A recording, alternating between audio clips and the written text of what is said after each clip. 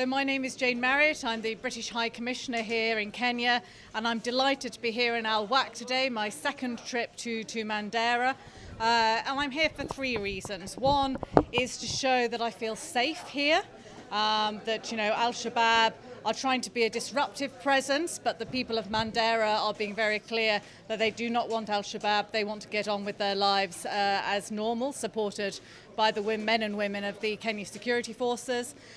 Secondly, to see with my own eyes the impact of the drought. The UK has given financial support, including through the Hunger Safety Food Programme, Hunger Safety Net Programme, funding to support the most vulnerable in this very, very difficult drought situation.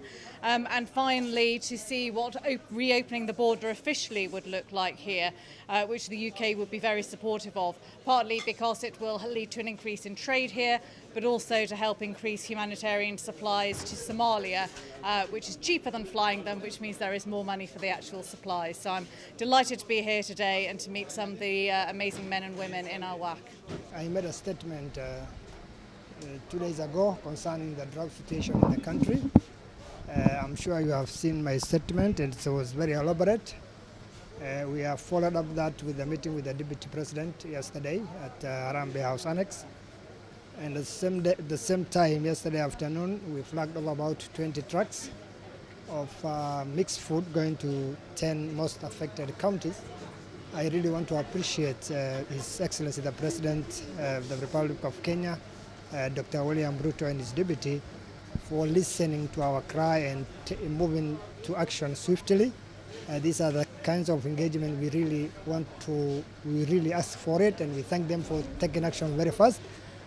Mine is to make a commitment as a county government of Mandera that we're going to relook at our budget, come up with a supplementary budget once the assembly resumes, so that we can see how we can enhance our intervention in terms of food ration, water tracking, and then assisting our school-going children.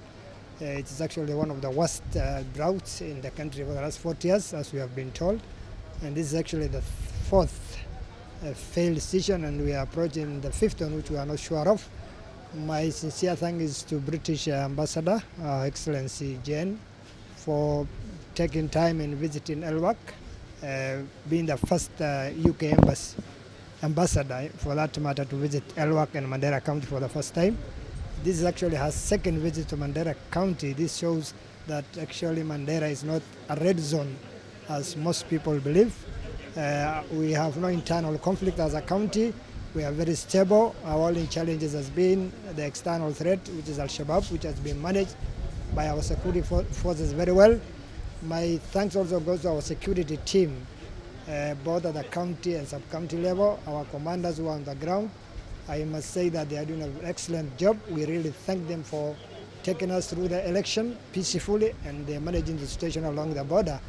Mine is to ask our people of Mandera to supplement the effort of the county government and support their neighbors and identify people who are most vulnerable, so that as a county we're going to tackle the right people. I've already instructed my sub-county administrators to take stock of the most vulnerable people within our county, including persons living with disability, orphan, elderly and sickly people.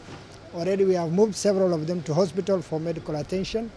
My appeal is to the international community, the well-wishers, the national government to actually scale up the intervention.